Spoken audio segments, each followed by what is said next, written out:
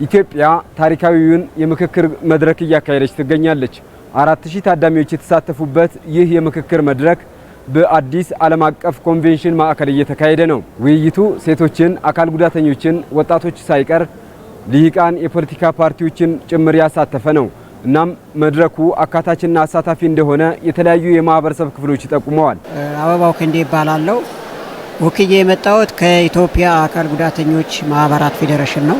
ከዚህ በፊት አካል ጉዳተኞች በእንደዚህ ያለ መድረክ እድል አግኝተው የሚሳተፉበት መድረክ የለም ነበረ።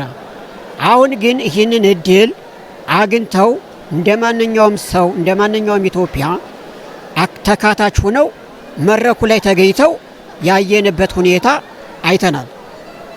ይሄ አንዱ ዛሬ ሳይሆን ነገ ወዲያም በዚህ አይነት ሂደትና በዚህ አይነት መንገድ አካል ጉዳተኞችም ተሳታፊና ተካታች እንደሚሆኑ ያየውበትና የተማርኩበት መድረክ ነው። ኢስራ አብዱላይ ይባላልው።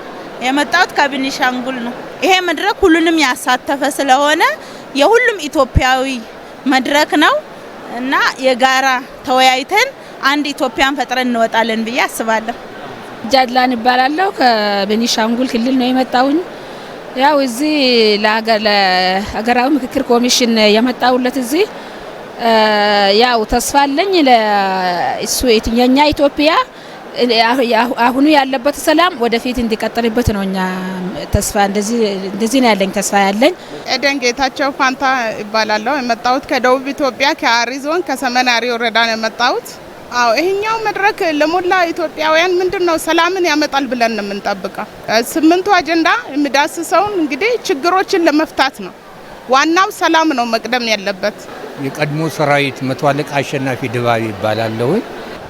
እንግዲህ አገራዊ ምክክር ማለት ቀላል አይደለም። አገራዊ ምክክር ማለት በአሁን ሰዓት በተነሱ 8 አጀንዳ ነጥቦች ላይ በጋራ ተመካክሮ ማንኛውም የኔ ሀሳብ ይበልጣል ሳይል ችግሮችን በነቂስ አውጥቶ ከተወያየ በኋላ ከተደማመጠ በኋላ ወደ አንድ አቅጣጫ ማንጣት ነው። ልዩነት በሌለው ሁኔታዎች መግባባት ማለት ነው። በዚህ በመግባባት ላይ ከመጣን በአገራችን ውስጥ ያለውን በአራቱም ማዕዘን የሚነሳውን እሳት ይበርዳል ብለን እንገምታለን። በሀገራዊ ምክክሩ እየተሳተፉ ያሉ የፖለቲካ ፓርቲ ተወካዮች መካከል የጉራጌ አንድነትና ፍትህ ፓርቲ ጎጎት ሊቀመንበር አቶ መሐመድ አብራር፣ የትግራይ ዲሞክራቲክ ፓርቲ አመራርና አባል አቶ ሙሉ ብርሃን ኃይሌ እንዲሁም የአገው ብሔራዊ ሸንጎ ፕሬዝዳንት አቶ አላምረው ይርዳው ይህ የምክክር መድረክ ለኢትዮጵያ መጻኢ ዕድል ትልቅ ፋይዳ ያለው እንደሆነ ጠቁመዋል።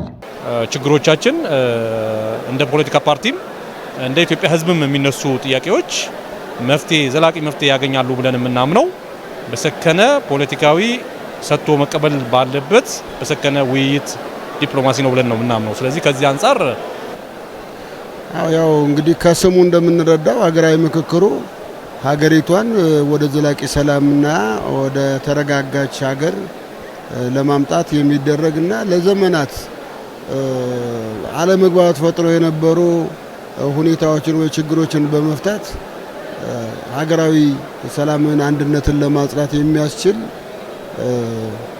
ስራ ይሰራል ብዬ ተስፋ አደርጋለሁ። ምክክሩ በራሱ ሂደቱ በራሱ እስካሁን የመጣበት ሂደት ያስተዋልነው ነገር አለ። በተሻለ መጠን ኮንፊደንስ ቢውልድ እያደረገ ጥያቄዎችን አድሬስ እያደረገ መጥቷል። አሁን ደግሞ ወደ ምክክሩ ምዕራፍ ስንገባ እንግዲህ የምክክሩ ሂደት ያው በተግባር የምናየው ነው። ቢያንስ በእኛ እድሜ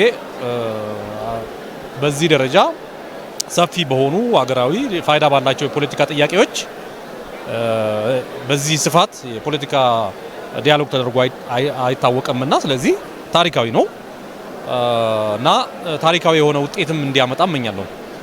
ተወያዮች ትልቅ ኃላፊነት አለብን ብዬ አምናለሁ። ይሄን ያልኩበት ምክንያት ምንድነው? በልበ ሰፊነት ችግር ፈቺ የሆነ ሀሳብ ከማምጣት አንፃር ከቂም በቀል በጸዳ መልኩ ከቁርሾ ከሆነ ነገር በመውጣት ሀገርና ሕዝብን ለማዳን ሲባል ሀገር ለማሻገር በተለይ የሀገራችን ሕዝብ ያጣውን ሰላም ለማግኘት መስራት አለባቸው።